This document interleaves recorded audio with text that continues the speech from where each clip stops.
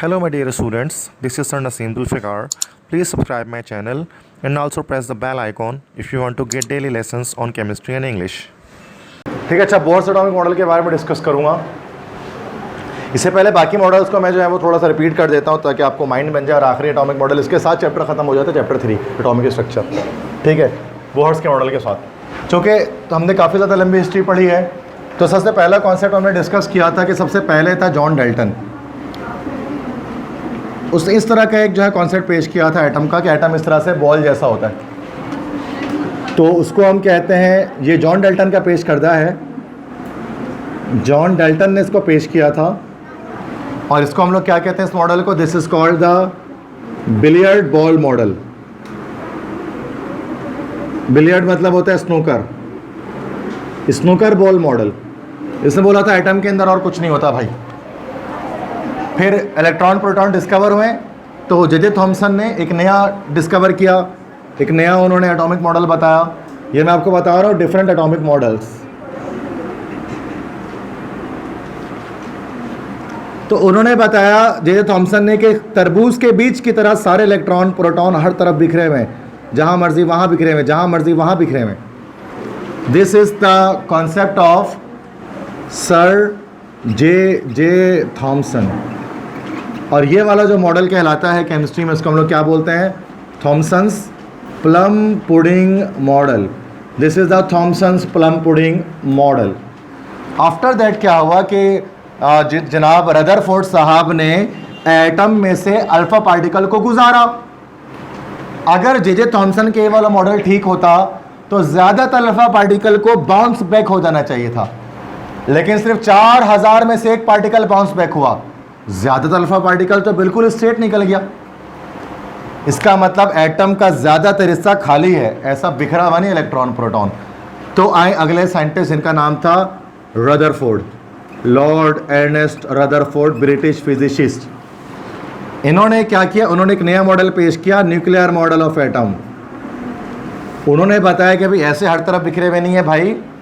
पहले तो आपके पास न्यूक्लियस है बीच में न्यूक्लियस है, और इलेक्ट्रॉन्स कहाँ पर है? न्यूक्लियस के चारों तरफ। अच्छा, सर्कुलर ऑर्बिट का कॉन्सेप्ट इसने पेश नहीं किया था। न्यूक्लियर मॉडल जब हम बनाते हैं ना, तो वहाँ ऑर्बिट्स इस तरह से बनाते हैं। ज़रा समझो, ज़रा देखो, ये रदरफोर्ड का एटॉमिक मॉडल है। देखा होगा आपने ऐसे करके एटम बना हुआ। रदरफोर्ड ने सर्कुलर ऑर्बिट का कॉन्सेप्ट पेश नहीं किया था, उसने बस न्यूक्लियस का कॉन्सेप्ट पेश किया था। बाकी इलेक्ट्रॉन्स के बारे में उसने बताया था कि वो एक्स्ट्रा न्यूक्लियर पार्ट में होते हैं और वो इलेक्ट्रॉन एनर्जी एमिट करते रहते हैं। इसके बाद आखिरकार जो नेक्स्ट साइंटिस्ट आते हैं, 1 2 3 4 टोटल हमारे पास जो है वो 5 मॉडल्स हैं। 9 क्लास में हम 4 मॉडल पढ़ते हैं। तो चौथा जो मॉडल हमारे पास है वो है नील्स बोहर का। नील्स बोहर कौन है भाई? ये जो नील्स बोहर हैं, he is a Danish physicist. Danish physicist से मुराद क्या है?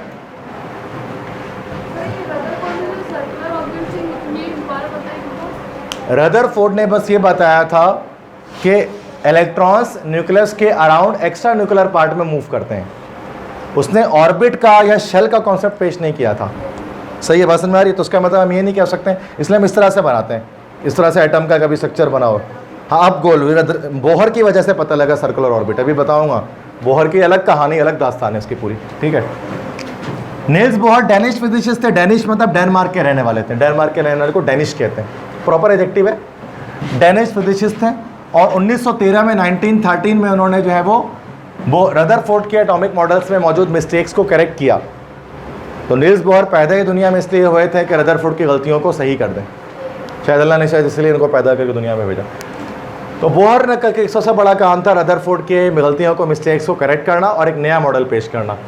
इन्होंने जो नया मॉडल पेश किया था, नील्स बोहर का मॉडल, इसको हम लोग कहते हैं solar system model of atom. Atom का solar system model. Solar system model से क्या मुराद है? जैसे हमारे पास निज़ाम शमसी है ना बच्चों, सन है, सूरज बीच में है और सन के अराउंड सर्कुलर ऑर्बिट्स हैं, और हर ऑर्बिट पर डिफरेंट प्लैनेट्स जो हैं वो रिवॉल्व कर रहे हैं सन के around. Mercury, Venus, Earth, Mars, Jupiter, Saturn, Uranus, Neptune and Pluto and so on other planets. तो सेम बिल्कुल जिस तरह से सन बीच में है और तमाम सर्कुलर ऑर्बिट में जो है वो प्लैनेट्स हैं वो घूम रहे हैं, बोहर ने कहा सेम इसी तरह से न्यूक्लियस बीच में है, न्यूक्लियस सेंटर में है, बिल्कुल उसमें कोई शक नहीं है, लेकिन न्यूक्लियस तो सेंटर में है इस तरह से, लेकिन बाकी सारे ऑर्बिट सर्कुलर ऑर्बिट हैं, गोल ऑर्बिट हैं, और electron in goal goal orbit के अंदर मूव कर रहा है। सोलर सिस्टम में जैसे सोलर सिस्टम में तो ऐसे ही बनाते हैं ना, सूरज बीच में बनाते हैं, प्लैनेट बनाने शुरू कर देते सारे। यहाँ सूरज की जगह पे, सन की जगह पर न्यूक्लियस आ गया है और प्लैनेट्स की जगह पे इलेक्ट्रॉन्स आ गए। तो ये आज जो हम पढ़ते हैं ना कि एटम ऐसा होता है, बीच में न्यूक्लियस होता है, इलेक्ट्रॉन घूम रहा होता है, चक्कर काट रहा होता है, वो बोहर का मॉडल है, वरना इससे पहले भी मॉडल्स आए थे एटॉमिक, ठीक है। तो बोहर ने किस तरह से गलतियों को दूर किया है उसकी ना, रदरफोर्ड की। रदरफोर्ड बोलता था कि इलेक्ट्रॉन हमेशा कंटिन्यूसली एनर्जी इमिट करता है, बोहर ने कहा नहीं, as soon as electron revolves in its own energy level it neither radiates nor absorbs energy. जब तक इलेक्ट्रॉन अपने खुद के एनर्जी लेवल में घूमता रहता है तब तक ना तो एनर्जी रेडिएट करता है ना एब्जॉर्ब करता है। But when it jumps from lower energy level to higher energy level it absorbs energy, and when it returns back from higher energy level to lower energy level it जो है वो it radiates energy in the form of quanta. मैं समझा रहा हूँ, समझो, यहाँ पर डायग्राम बनाता हूँ, उसको समझाता हूँ, ठीक है, ताकि हर बच्चे क्लास में जो बैठा हुआ है उसको समझ में आ जाए। ये हमारे पास जो है वो this is the nucleus. Nucleus की कहानी जो बोहर ने, रदरफोर्ड ने बताए थे वो सही बताई थी, उसमें कोई बोहर ने इसके अंदर कोई नुक्ताचीनी नहीं की, क्रिटिसिज्म नहीं की। उसने राउंड सर्कुलर शेल्स बना दिए, ऐसे गोल गोल शेल बना दिए, और कहा कि ये शेल्स जो है वो एनर्जी लेवल्स हैं, इनकी अपनी एनर्जी, इलेक्ट्रॉन के पास खुद को एनर्जी नहीं होती, बल्कि जिस रास्ते में वो घूमते हैं उस रास्ते की एनर्जी होती है, उस वे की एनर्जी। कभी कभार रास्ते की भी एनर्जी होती है, ये भी हैरत की बात है कि कभी कभार रास्ते की भी एनर्जी होती है। मिसाल के तौर पर अगर आप मक्का मुकर्रमा जाते हैं, अगर आप सऊदी अरब जाते हैं, तो सऊदी अरब में कोई गया है आपके रिलेटिव में, आपके घर में कोई उम्रे के लिए, हज के लिए, किसी भी काम के लिए, तो वहाँ पर एक जगह है वादी जिन, जिसको हम कहते हैं जिन्नात की वादी। तो वादी जिन के बारे में जो है वो कहा जाता है कि वहाँ पर गाड़ियाँ अपने आप चलती हैं, वहाँ आप गाड़ी बंद भी कर दोगे तो गाड़ी अपने आप चलती रहेगी, आप ना चाबी निकाल दो बंद करके तो गाड़ी पे खुद ब खुद धक्का लगता रहेगा, वो चलती रहेगी गाड़ी। इसको हम लोग कहते हैं दैट इज़ वादी जिन, जिसको हम कहते हैं, वहाँ पर कहते हैं जिन्नात का बहुत बड़ा बसेरा है, और वहाँ पर जो है वो जिन्नात गाड़ियों को इस तरह धक्का लगाते हैं, जब तक वो गाड़ी उस वादी से नहीं निकल जाती, गाड़ी अपने आप चलती रहती है, भले पेट्रोल हो ना हो, गाड़ी में चाबी लगी हो ना लगी हो। हाँ बिल्कुल इसी तरह से, ये सुना होगा आपने, कोई ऐसे आप यूट्यूब पे लिखो, आपको वीडियो भी मिल जाएगी वादी जिन की बहुत सारी। नहीं, कोई आदमी होना उससे भी कोई फ़र्क नहीं पड़ता, ये यूट्यूब पे आप वीडियो लिखें वादी जिन, आपको उसमें मिल जाएगी, ठीक है चीज़ें। तो बिल्कुल ये जो आपके घर से अगर कोई गया है या फिर कोई रिलेटिव्स में गया तो उससे पूछिए, वो बता देंगे आपको, आपको देखा हाल बता देंगे। ऐसे नहीं कह रहा हूँ कि मैं, ये लोगों ने देखा है खुद, जब भी जो जाते हैं ना लोग, जाते हैं उम्रे पे या हज करने के लिए, तो लाजमी उस जगह ज़ियारत करके जाते हैं वादी जिन का। तो मैं क्या बता रहा था बच्चों कि वादी जिन में क्या होता है कि गाड़ी अपने आप चलती है, मतलब गाड़ी की एनर्जी खर्च नहीं हो रही है, रास्ते की एनर्जी है, जिस रास्ते में ऐसे एनर्जी की गाड़ी को धक्का लग रहा है, बड़े जिन्नात की वजह से लग रहा है। सेम ऐसे ही एक जिन्नाती कुव्वत समझ जाओ कि एटम के अंदर है, एटम के अंदर इलेक्ट्रॉन जब घूमता है, बहुत क्रिटिकल बात समझा रहा हूँ, 9th क्लास के में तो तुम लोग हो, बट कोशिश करो, आपके वैसे तो अपर लेवल की चीज़ है ये, बट कोशिश करो कि समझ में आ जाए कि ये इलेक्ट्रॉन है, इलेक्ट्रॉन न्यूक्लियस के अराउंड घूमता तो है, लेकिन ये इलेक्ट्रॉन अपनी एनर्जी खर्च नहीं करता, इस रास्ते की एनर्जी होती है, इस ऑर्बिट की एनर्जी होती है जिसको इलेक्ट्रॉन यूज़ कर रहा होता है। एनर्जी लेवल इसलिए कहते हैं, इसलिए बोहर इसको ऑर्बिट भी कहता था, इसलिए बोहर इसको शेल भी कहता था, और बोहर इसी को हम लोगों ने पढ़ा है एनर्जी लेवल भी कहते हैं, जो कि इसकी एनर्जी होती है अपनी। चैप्टर 0 में मैंने बताया था, उसका नाम एनर्जी लेवल भी होता है, सही है। तो ये E1 है, ये E2 है एनर्जी। E1 में एनर्जी कम होती है, जैसे आगे बढ़ते रहते हैं एनर्जी ज़्यादा होती रहती है। E1 की एनर्जी लेट से इसकी 10 है, इसकी 15 है, मिसाल मान लेते हैं। तो इस पर जो इलेक्ट्रॉन घूमेगा उसकी 10 एनर्जी होगी, इस पर जो घूमेगा उसकी 15 एनर्जी होगी। अब इस पर एक इलेक्ट्रॉन घूमे जा रहा है, घूमे जा रहा है, घूमे जा रहा है, जब तक इलेक्ट्रॉन अपने खुद के एनर्जी लेवल पे घूमता रहेगा तब तक ना तो वह एनर्जी एब्जॉर्ब करेगा, ना तो रेडिएट करेगा, ना तो खर्च करेगा, ना तो वो जज्ब करेगा, ना तो बाहर निकालेगा एनर्जी, ना तो एनर्जी को जज्ब करेगा, अपने अंदर लेगा, दोनों में से कोई काम नहीं करेगा। हाँ, अगर इलेक्ट्रॉन ये वाला किसी तरह से अगर जंप कर जाए हायर एनर्जी लेवल पे, मतलब E1 को छोड़ के E2 पे चला जाए, यहां आ जाए, तो यहां की एनर्जी E1 है ना, और E1 10 है और ऊपर की कितनी है 15 है, तो क्या करेगा, बाहर से एनर्जी एब्जॉर्ब करेगा। कितनी एनर्जी एब्जॉर्ब कर लेगा, 5 एनर्जी एब्जॉर्ब कर लेगा, 5 एब्जॉर्ब कर लेगा ना भाई, ठीक है। 10 यहां पर थी, 15 यहां पर है, तो 5 एब्जॉर्ब करके 15 वाले तक पहुंचेगा। अब वहां पर थोड़ी देर के लिए रुका, अब रुकने के बाद वापस दोबारा आ सकते हैं यहां पर, और जब वापस आएगा तो 15 एनर्जी तो है इसके पास, 15 से किस पर आना है, इसको 10 पर आना है, तो 5 एक्स्ट्रा है ना, तो 5 एक्स्ट्रा को क्या कर देगा, ये निकाल देगा, इसी को बोलते हैं एमिट कर देगा, रेडिएट कर देगा, रिलीज कर देगा। तो बोहर ने, ये रदरफोर्ड तो बोलता था जब तक इलेक्ट्रॉन घूमता रहता है तब तक एनर्जी निकालता रहता है। बोहर ने बोलता है ऐसा कुछ नहीं होता भाई, इलेक्ट्रॉन जब तक अपने एनर्जी लेवल पे घूमेगा ना एब्जॉर्ब करेगा ना रेडिएट करेगा। हाँ, अगर वो अपने से ऊपर भागेगा एनर्जी लेवल पे तो एब्जॉर्ब कर लेगा, और जब वापस आ जाएगा नीचे वाले में तो फिर रेडिएट कर देगा, एमिट कर देगा, रिलीज कर देगा। ये कॉन्सेप्ट था। और जितना भी एनर्जी एब्जॉर्ब और रिलीज करेगा वो किसकी सूरत में करेगा, क्वांटा की सूरत में करेगा। What is quanta? Quanta is the packet of energy. Energy के पैकेट को, तवानाई की थैली को हम लोग बोलते हैं क्वांटा। तो जो एनर्जी एब्जॉर्ब या रेडिएट होगा वो इन the form of quanta, quanta की सूरत में ये एनर्जी एब्जॉर्ब या रिलीज होगा। और कितनी एनर्जी एब्जॉर्ब रिलीज होगी इसको हम फॉर्मूले से बता सकते हैं, और फॉर्मूला क्या है भाई, delta E. Change in energy आपको निकालना है, ये हो जाएगा पास E2 माइनस E1। भाई मुझे मालूम करना है कितनी एनर्जी रिलीज की इस इलेक्ट्रॉन ने, मैं क्या करूं, E2 पर कितनी थे 15, E1 पे कितनी है 10, 15 में से 10 निकाल दो कितना आ जाएगा 5।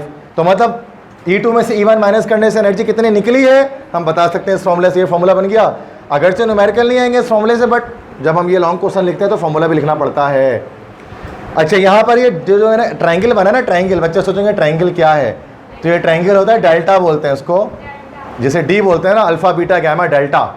तो ये डेल्टा होता है, ग्रीक सिंबल है। और इस डेल्टा का क्या मतलब होता है, डेल्टा के मतलब होते हैं चेंज इन एनर्जी। एनर्जी में कितना चेंज आए E2 माइनस E1 से निकाल सकते हैं कितनी एनर्जी चेंज हुई है। अच्छा, अगर आप इस फॉर्मूले से ना निकलना चाहो तो एक और फॉर्मूला बोहर साहब ने दिया है, वो क्या दिया है, delta E is equal to H nu. क्या टाइम, अरे तो टाइम तो सुन तो लो, खराब रिकॉर्डिंग कर दो तुम लोग। Delta E equal to H nu. अब ये इससे भी निकाल सकते हैं। अब H क्या है, और ये जो दूसरा लिखा हुआ है ये इस तरह से, ये जो मैंने लिखा ना इस तरह से, ये देखो ऊपर लिख रहा हूँ, ये इस तरह से बना हुआ, इस तरह से चेक करो, दिस इज न्यू। न्यू भी एक ग्रीक अल्फ़ाबेट है, न्यू भी एक ग्रीक अल्फ़ाबेट होता है, इसको न्यू पढ़ते हैं। और न्यू क्या शो करता है, फ्रीक्वेंसी, लाइट जो एमिट हुई है उसकी फ्रीक्वेंसी। ये ना यू है, कुछ भी नहीं है, इंग्लिश के A से Z तक कुछ नहीं है। ये जैसे ये अल्फ़ा A से Z तक कुछ नहीं है, बीटा A से Z तक कुछ नहीं है, गैमा A से Z तक कुछ नहीं है, डेल्टा A से Z तक कुछ नहीं है, इस तरह न्यू A से Z तक कुछ नहीं है। ये कुछ अलग ही है। आप उसको ऐसे, मैं ऐसे बना रहा हूँ ना, अब आप प्रैक्टिस कर लो, ये लो बना रहा हूँ, ठीक है, 10 बार बना, तो 1 2 3 4 5 6 7 8 9 10, समझ गए आप कैसे बन जाए। यूँ बनाओ फिर यूँ कर दो, यूँ बनाओ फिर यूँ कर दो, यूँ बनाओ फिर यूँ कर दो, यूँ बनाओ फिर यूँ कर दो, यूँ बनाओ फिर यूँ, हो गया। अब समझ में कैसे बन जाए। अब बिल्कुल नकल नहीं करना, मेरे एकदम ऐसे ही बनाना है, थोड़ा सा आगे पीछे हो सकता है। अब ए बच्चा बनाते तो कोई ऐसे बना लेता है, कोई ऐसे बना लेता है, कोई ऐसे बनाता है, तो अब ये थोड़ी ना कि सर यही वाला ये बनाएंगे, यही वाला ये बनाएंगे। इससे ग्रीक अल्फ़ाबेट में भी थोड़ा सा आगे पीछे हो सकता है, कोई ऐसा मसला नहीं है। अब अल्फ़ा में बना तो अल्फ़ा यूँ करके बना लेता हूँ। अब नॉर्मली बुक में हल्का सा इस तरह से बना होता है अल्फ़ा। अब बीटा में बना तो बीटा में बहुत ज़्यादा ही खींच लेता हूँ, बुक में हल्का सा यूँ करके छिटछोड़ा हुआ होता है। गैमा जो है वो आर की तरह बना होता है, यूँ करके आर जैसा बना होता है। मैं गैमा को यूँ बनाता हूँ नॉर्मली, डिपेंड करता है ये। मतलब थोड़ा सा जैसे ABCD हर बच्चे का अलग है, तो ग्रीक अल्फ़ाबेट भी अलग हो सकता है हर बच्चे का अलग अलग थोड़ा सा। तो यहाँ पर न्यू फ्रीक्वेंसी है, और H क्या है, H यहाँ पर कहलाता है प्लांक्स कांस्टेंट।